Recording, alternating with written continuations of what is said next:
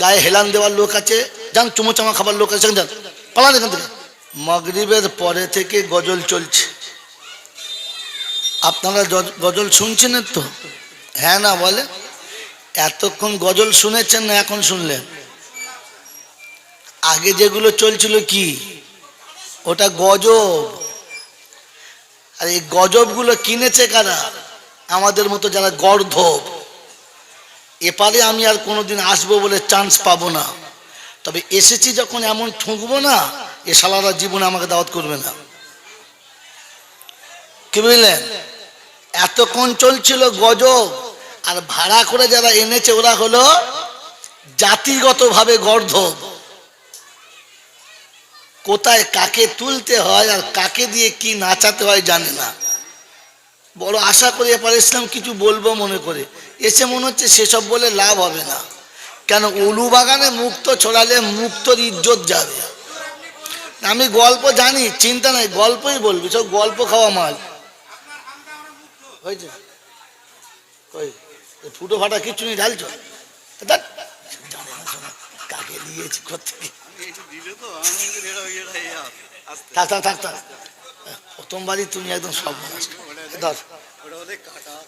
সেই জন্য মেরে মোহতম দোস্ত বুজুর্গ, কমিটির ছেলেদের কাছে বলবো, মেহেরবানি করে এখানে কেউ দাঁড়াবেন না।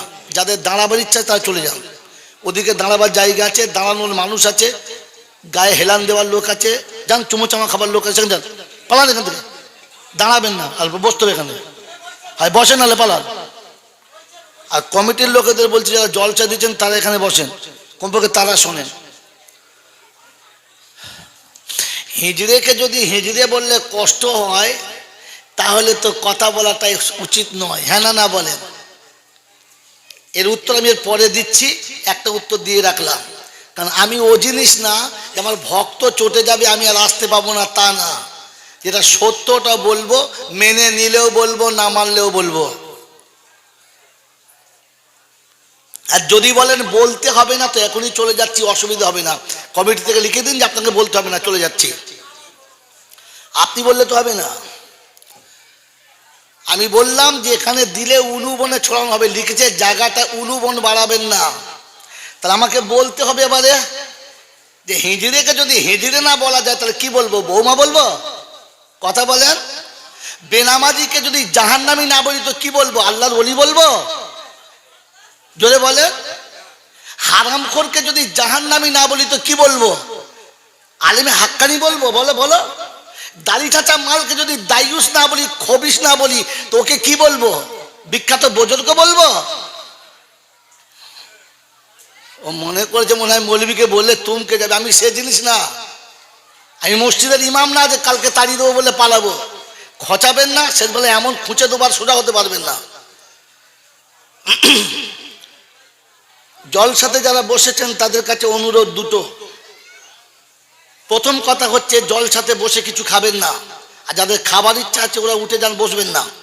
কারণ এটা কোরআন হাদিসের বায়ান হবে, এখানে খাবার জায়গা না, খাবার জায়গা আলাদা আছে, ওই লাইনে গাদা লোক আছে, সেখানে গিয়ে খেয়ে আসেন। কারণ ফার্স্টে থেকে বুঝতে পারছেন আমি মানুষটা অন্য টাইপের মানুষ, এরকম মানুষ না যে মন রেখে কথা বলবো। আপনাদের মন জয় করা আমার উদ্দেশ্য না। অনেক কষ্ট করে সুদূর বর্ধমান থেকে এসেছি, আপনাদের আমানত আমার কাছে আছে ফিরিয়ে দিতে। কবরে আমি আপনার জন্য মাল খেতে যাব না, আমি আমার পিঠ বাঁচাতে কথা বলতে এসেছি, আপনাদের ভালো মন্দ দেখতে আসি নাই। আপনি যদি কথা শুনে নিজের পিঠ বাঁচিয়ে নেন, ওটা আপনি ভাগ্যবান, ওটা আপনার তকদির। আর আপনি যদি না নেন, ওটা আমার তকদির। আমি তো কিয়ামতে গিয়ে বলবো আল্লাহ বলেছিলাম, ওরা নেয় নাই, শুনে নিন। আপনি না বললেও প্যান্ডেল না বলবে না, আপনি না বললে জমিন না বলবে না, আপনি না বললে হাওয়া বাতাস না বলবে না। কারণ কোরআন শুনিয়েছে দুদিকে আলেম, এই জন্য বসেছি। মা ইয়ালফিজু মিন কাউলিন ইল্লা লাদাইহি রাকিবুন আতীদ। জবান যেটা বলেছে প্রত্যেকটি কথা নোট হচ্ছে, প্রত্যেকটি কথা নোট হচ্ছে। কারণ কিয়ামতে আমাকে জিজ্ঞাসা করবে, তুই যে নদী পার হয়ে কায়দা করে গিয়েছিলিস, আমার কথাগুলো বলেছিলিস? বলে হুজুর বললে ওদের মন ভেঙে যাবে তাই বলি নাই। তো সেদিন আমাকে পেটাই কম হবে না। তো আপনাদের জন্য আমি মাল খাবো? কি বলছেন? মাল খাবো? তো আপনি কেন ঝামেলা করছেন? কথা শোনেন। আলহামদুলিল্লাহ, আল্লাহ পাকের লাখো শুকরিয়া, তিনি আমাদেরকে বড় ভালোবেসে সৃষ্টির সেরা মানুষ করেছেন, শ্রেষ্ঠ নবীর উম্মত করেছেন, আর শ্রেষ্ঠত্ব ধরে রাখার জন্য নির্দিষ্ট কাজ দিয়েছেন। ইমানদারের ঘরে পাঠিয়ে দিয়েছেন, দুনিয়ার আগুন থেকে বাঁচিয়ে নিয়েছেন, আর আখিরাতের আগুন থেকে বাঁচার জন্য যথেষ্ট সময় দিয়েছেন আর সুযোগ দিয়েছেন। এত বড় দয়ালু যিনি দাতা, তিনি হলেন আল্লাহ। তিনি কে? জোরে বলেন। আর বাকি পৃথিবীতে যারা দাতা সেজে বসে আছে সব কটা পাগলা। দাতা হলো আল্লাহ। দাতা কে? আল্লাহ। যিনি ছিলেন, তিনি আছেন এবং তিনি থাকবেন। বাকি পৃথিবীর এই রঙ্গমঞ্চ যা কিছু দেখছি এগুলো ছিল না, আগামীতে থাকবে না।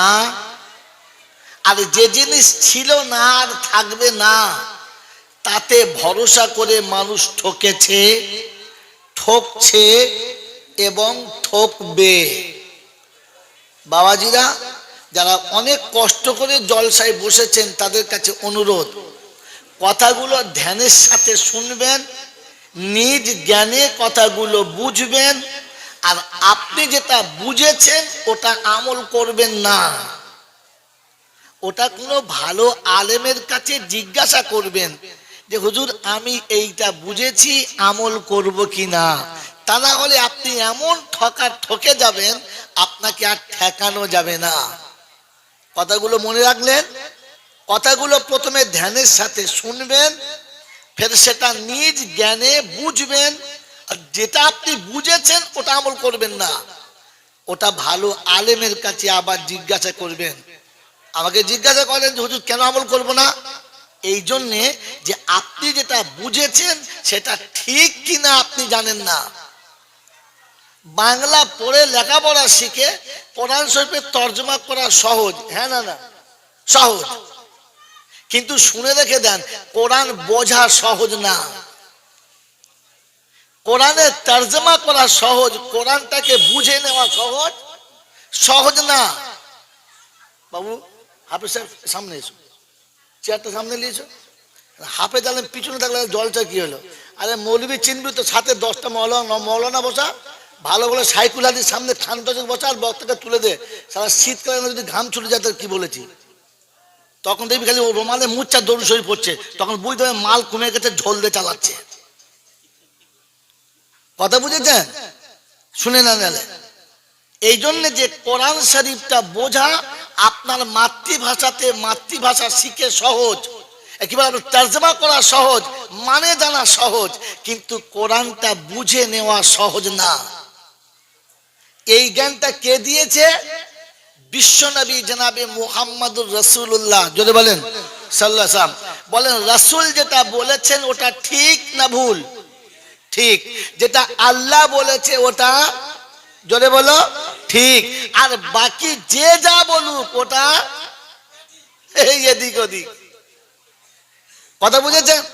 তা নবী যেটা বলেছে ওটা আমরা মানবো না, হ্যাঁ না না বলে? নবী যেটা বলেছে ওটা আমরা মানবো। হ্যাঁ, সাহস আছে বুকে? নবী যেটা বলেছে ওটা মানবো না, আর তারপরে দাবি করব নবী তোমায় ছাড়বো না, তোমার কথা মানবো না, আমরা যা আছি তাই থাকবো, কারোর কথা শুনবো না। এটাই তো আপনাদের আন্দোলন। এরকম যদি আন্দোলন করেন ইজ্জত পাবেন না বেইজ্জত হবেন? আমরা মুসলমানরা বেইজ্জত হয়েছি না ইজ্জত পেয়েছি? এই জন্যই বেইজ্জত হয়েছেন যে রাসূল যেটা বলেছে ওটা আপনি মানলেন না। আল্লাহ আখিরাত বোঝার জন্য কোরআন দিয়েছে, আখিরাত বোঝার জন্য কোরআন দিয়েছে, আর কোরআন বোঝার জন্য শোনেন নাই জীবন এসব কথা। আপনি তো কানে হাত দিয়ে টান মারা শুনেছেন। আল্লাহ কোরআন আখিরাত বোঝার জন্য কোরআন দিয়েছে, কি জি? হাসর কেমন হবে, কবর কেমন হবে, আযাব কেমন হবে, মিজান কেমন হবে, ফুলসিরাত কেমন হবে, হুর কেমন হবে, গেলেমান কেমন হবে, ফেরেশতা কেমন হবে, বিচার কিভাবে হবে, কুরসি কিভাবে আছে, আরশ কিভাবে আছে, আল্লাহ পাকের কানুন কতটা। আখিরাত বোঝার জন্য কোরআন দিয়েছে। আর কোরআন বোঝার জন্য বলেন, কোরআন বোঝার জন্য কিছু জানেন না বলেন, বলতে পারেন, বলেন সারা জীবন তো জলসা শুনছেন। কোরআন বোঝার জন্য, কোরআন বোঝার জন্য সারা জাহান দিয়েছে। যদি বলেন দলিল, তো মাই চ্যালেঞ্জ, বিনা দলিলে কোনো গল্প আমি শোনাই না। আর যতটুকু দলিল বলবো কারেক্ট দলিল বলবো, ওই বাপ দাদার কাছে ধার করা মাল বলবো না। কথা বুঝেছেন? এই জন্য এদেরকে পাশে বসিয়েছি, আমি পালিয়ে গেলে পাবেন না। এরা পালাবে কোথায়, মাল যাবে কোথায়, এখানে থাকে তো। হ্যাঁ না, এই জন্য আলেমদেরকে পাশে বসালাম। আল্লাহ পাক সোয়াতেন সিরু ফিল আরদি, ও ছায় উজ্জা করুন, আপনাদের সামনে লড়বেন না আপনারা। সিরু ফিল আরদি সুম্মানদুরু কাইফা কানা আকিবাতুল মুকাদ্দিবিন, একবার নয়, কোরআনে বারবার বলেছে। কি ভাবছে সাহেবরা? বারবার আল্লাহ শোনাচ্ছেন, সিরু ফিল আরদি, পৃথিবীতে বিরাজ করো, আর আমি যা বলেছি ওটাকে একবার ট্রাই করো, পেয়ে যাবে। অতএব কোরআন বোঝার জন্য সারা জাহান দিয়েছে। ঘরের ভেতরে কোনো ব্যাঙের মতো বসে থাকলে কোরআন বুঝতে পারবেন না। আর আপনি যেটা বুঝেছেন ওটা ঠিক কিনা, ওর জন্য আল্লাহ পাক তার নবীকে বলেছেন, নবী থিওরিটা তুমি বলে দাও। শুনে নাও, নবী যাদের জন্য বদদোয়া করেছে, আমি তাদের জন্য দোয়া করলে তারা বাঁচবে। জোরে বলেন। আমার পরের বক্তা দোয়া করলে বাঁচবে, অলি দোয়া করলে বাঁচবে, পীরে দোয়া করলে বাঁচবে, ফকিরে দোয়া করলে বাঁচবে। যদি বিশ্বাস করে তো ঈমান চলে যাবে। রাসূল বলেছেন, উম্মত তোমাকে বাঁচার জন্য 4টে অফার। এখনো ব্যান শুরু করেন, এটা ওভার বাউন্ডারি চলছে। তোমার বাঁচার জন্য 4টে অফার। কটা? প্রথম হলো কুন আলিমান, তুমি আলেম হও। জিজ্ঞেস করে নাও, কোন আলিমান, তোমরা আলিম হও। আমরা কি বলেছি? ও লাইন বাদ দাও, ইংরেজি পড়াও। হ্যাঁ না বলো? অতএব রাসূল যেটা বলেছে ওটা আমি পছন্দ করি। বলে পছন্দ করি। খালি বসে বসে দরুদ এভাবে, এবার ঠিক করতে করবো, বারবার উঠবে না, করবে না। কি বললেন বলেন? রাসূল বলেছেন, কোন আলিমান, তোমরা আলিম হও। যদি না হতে পারো তো কমপক্ষে তালেবে এলেম হও। হয়েছি? আলেমও হলাম না, তালেবে এলেমও হলাম না। রাসূল বললেন, ওলামারা যা বলে কমপক্ষে কথাগুলো মেনে নাও। মানতে পেরেছি না? যদি তা না পারো তো এদের সঙ্গে একটু দিলি সম্পর্ক রাখো, মোহাব্বত রাখো। ওলামাদের সঙ্গে মোহাব্বত রেখেছি তো আলেমও হলাম না, তালেবে এলেমও হলাম না, এদের কথা মানলাম না, এদেরকে ভালোবাসলাম না। তো রাসূল বলছে, ফাতুহলিক, তুমি ধ্বংস হবে। আমি রাসূল বলছি তুমি ধ্বংস হবে। নবী যাকে ধ্বংস হওয়ার অনুমতি দিয়েছে, আর তাদের বাড়ি জল চাবার আমাকে বলতে হবে, আল্লাহ তোমার রহমতের দরবার খুলে দাও, ফেরদাউসটা খুলে দাও, মালটাকে টেনে নাও। ফেরেশতারা বলবে, তোর হাতটা নামা ধর, তোকে ধুনে দেবো। শুনে নে, নবী ওকে বলেছে যাবে না, তুই পাঠাচ্ছিস। ওই বাবাজি, জলসা শুনেছেন, মিলিয়ে দেন। রাসূল যাকে বলে দিয়েছে যে ও ধ্বংস হবে, ওর কপালে কষ্ট হবে, ও বেইজ্জতি পাবে, ও যেখানে যাবে লাঞ্ছিত হবে, আমি সম্মানের আশা করলে লোকটা পাবে? পাবে? তাহলে আপনি যদি সম্মানের আশা করেন আর লাঞ্ছিত না হতে চান, তাহলে প্রথমে নিজে আলেম হন, আর তারপরে গিয়ে তালেবে ইলম না হলে হন, তারপরে যে ধাপ আছে ধাপে যান যদি পেতে চান। আমার বাবাজিরা, আমার শোনাচ্ছেন বন্ধুরা, আমার সোনামণি মায়েরা বোনেরা, যে যেখান থেকে শুনছেন ঠান্ডা মাথায় মনে রাখেন। অতএব আমি রাসূলের কথাগুলোকে বুড়ো আঙুল দেখালাম, ওটা আমরা মানবো না। এর পরে যদি আমি বলি নবী তোমার দলে আছি, ফেরেশতারা মানবে? হে বাবাজি, এই জন্য বলেছি কথা ধ্যানের সাথে শুনবেন, ফের নিজ জ্ঞানে কথা। ভাই এখানে বসে খঞ্জ ভঞ্জি খাবেন না।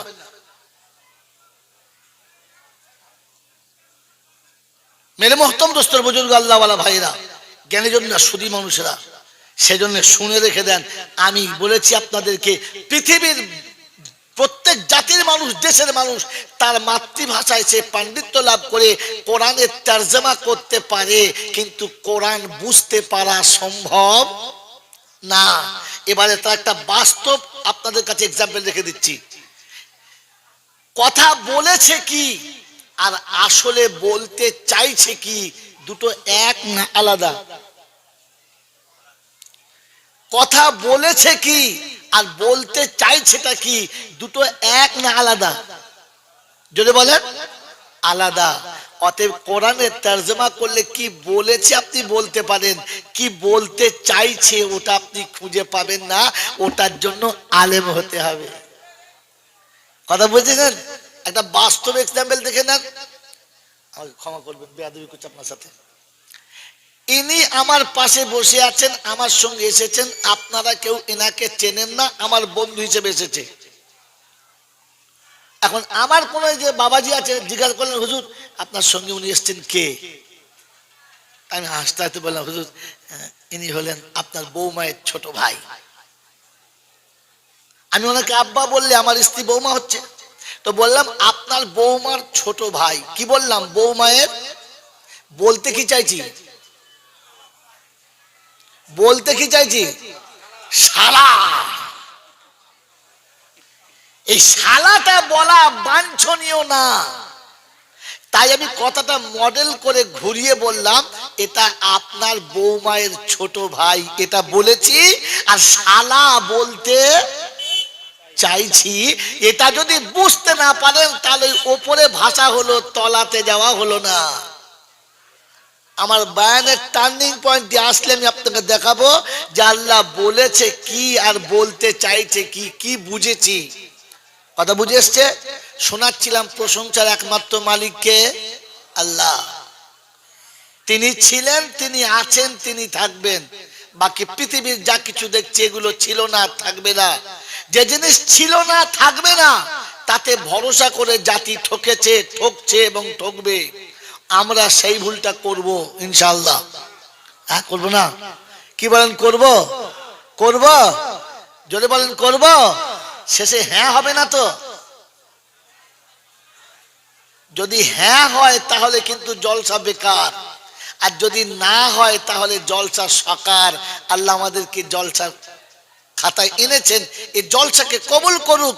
আর যারা বসেছি, আর যারা আমরা বলছি, আর যারা জলসা দিয়েছি, আমাদের সকলকে কবুল করুক, বলুন আমিন।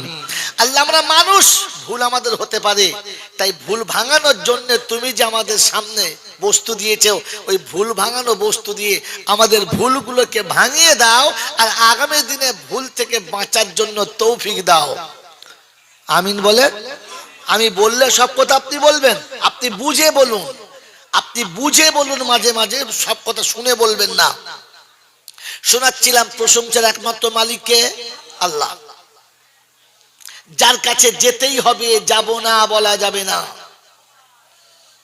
আমার সময় মতো আমি যাব, এই চালাকি করার সুযোগ কেউ পায় নাই, আর কেউ পাবে না। যার কাছে যাওয়ার পরে লাঠি বল, পাটি বল, দল বল, বিদ্যে বল, বুদ্ধি বল, অর্থ বল, জনবল, মনোবল, বুকের বল, কোমরের বল, দেশের বল, দশের বল, তোমার বল, আমার বল, এদের বল, ওদের বল, কবর বলছে গোসল করে একবার শুবি চল। ওখানে শুলে বুঝতে পারবি সব বেকল। অর্থের গরম, ডিগ্রির গরম, রূপের গরম, যৌবনের গরম, বাপের গরম, বেটার গরম, লাঠির গরম, পাটির গরম, নেতার গরম, নীতির গরম, দাদার গরম, দিদির গরম, তোমার গরম আর আমার গরম। বাঁশতলায় গেলে ফুল নরম, ওখানে নরম হলে রেহাই, আর গরম হলে পেটাই। এবার আপনারা ঠিক করেন আপনাদের কোনটা চাই। আপনাদের ঠিক করেন কোনটা চাই, রেহাই না পেটাই? রেহাই। তাহলে গরম হলে হবে না ভাই, নরম হতে হবে। কি হতে হবে বলো? নরম হওয়ার জন্য তিনটে নমুনা। ওই তিনটে নমুনা যতক্ষণ পাওয়া যাবে না ততক্ষণ আপনি যতই নরম বলুন আপনাকে নরমের খাতাতে তোলা যাবে না। কথা মনে রাখবেন, জানলাম মনে রাখেন, আমি ভুলে গেলে মনে করে দেবেন। আমি আপনাকে কয়েকবার আজ শোনাবো যে কোথায় আল্লাহ বলেছেন নরমের এই তিনটে নমুনা। তিনি হলেন আল্লাহ, যিনি সব গরমকে নরম করতে পারেন। তিনি কে? আল্লাহ। তার দরবারে কানা খোঁড়া, সাদা কালো, দেশি বিদেশি, আমাদের ওদের, এ দলের ও দলের, হাফেজ সাহেব, মোল সাহেব, পীর সাহেব, ফকির সাহেব, ডাক্তার মাস্টার, শিক্ষিত মূর্খ, ধনী গরিব, চাষা ভুষো, কানা কুজো, অচল সচল, দুর্বল সবল, মরলে সব একদল। মরলে কদল? জোরে বলো। একদল। কাদরিয়া, চিস্তিয়া, মোজাদ্দেদিয়া, নকশবন্দিয়া, দেওবন্দ, ফুরফুরা, তবলিগ, হেজবুল্লাহ, আজানগাছি, হাক্কানি, কাদিয়ানি, তালতলা, নারকলডাঙ্গা, পাথরচাবড়ি, পিয়ারডাঙ্গা, মরে গেলে সব কবরডাঙ্গা। ডাঙ্গা কটা? একটা। হিন্দু, মুসলমান, জৈন, খ্রিস্টান, বেঈমান, নাফরমান, মরে গেলে সব সমান সমান। তখন নাম হবে লাশ। তখন নাম কি? আর ফেরেশতারা বলেছে যাবার আগে দেখে যাস, কারণ আগে পৌঁছে গেছে কাঁচা বাঁশ। কবরে আগে লাশ গেছে না বাঁশ? জোরে বলো। বাঁশ। যদি আমল থাকে তো পাস, আর তা না হলে কিন্তু শুলে, যদি বলো, শুধু বাঁশ না, আচাঁচা বাঁশ। এবারে জলসা করে যখন বাড়ি যাস বাবা, ভাবতে ভাবতে যাস আমার তকদিরে কি আছে। কারণ আপনার কবরে আপনি যাবেন, আমি যাব না। আর আমার কবরে আমাকেই শুতে হবে, আপনারা কেউ দর্শক হয়ে সেখানে থাকবেন না। এজন্য কোরআন একবার বলে নাই, বারবার বলেছে লাহা মা কাসাবাত ওয়া আলাইহা মাকতাসাবাত। তোমারটা তোমার, তারটা তার। আবার আল্লাহর কাছে কাঁদো আর বলো রব্বানা